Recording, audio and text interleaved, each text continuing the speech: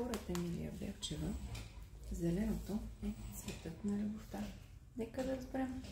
Започвам с преобличането. Светло-синьото символизира спокойствие.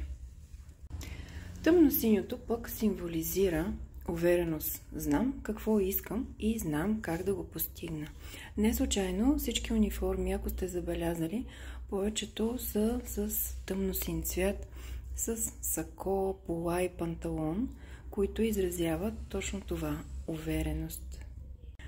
А за дамите, които се интересуват от женските архетипи, тъмно-синият цвят е свързан с архетип кралица. Също така и с гърлената чакра. Ако често избираме тъмно-синият цвят, това означава, че се стремим да покажем граници и да изразим себе си, като заявим какво точно искаме, как го искаме и как можем да го постигнем. Ако имаме нужда от оранжево, това означава, че имаме нужда от комуникация.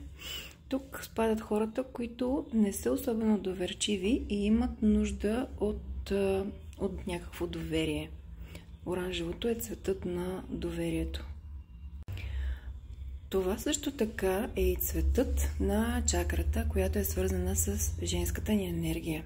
Ако търсим този цвят, това означава, че имаме нужда да освободим напрежението. Така стигнахме до лилавото. Лилавото е цвета на въображението и на креативността. Лилавото е цветът на връзката с Вселената. Ако търсиш в ежедневието си да облечеш нещо лилаво, това означава, че искаш да изразиш себе си чрез творчеството, чрез нещата, които правиш, да се заявиш. В книгата авторката споделя също, че това е цветът, който е свързан с нашето висше аз, с духовността.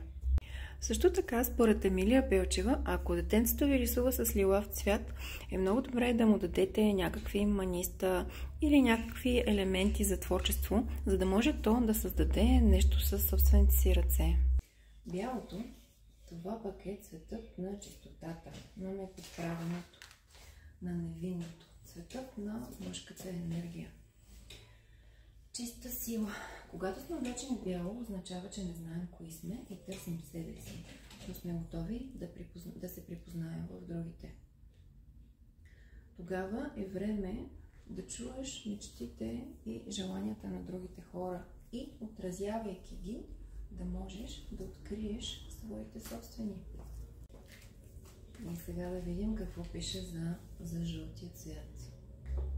Оказва се, че жълтото е символ на чиста енергия, символизира развитието, просперитета и силата на интелекта. Помага да се освободим от вътрешните си страхове.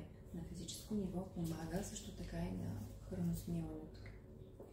Това е цвета на слънцето, на светлината, на златото, на интуицията и на магическите способности. Това е баграта на вечността. Това е цветът на волята, на материалното и на парите.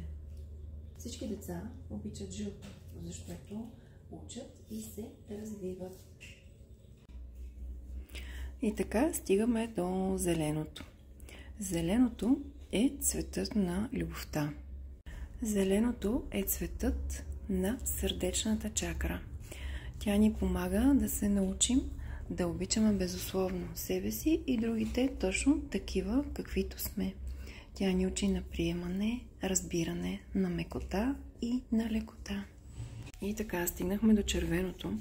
Червеното е цветът на действието, цветът на движението, цветът на връзката ни с корена, с рода ни, нашата стабилност.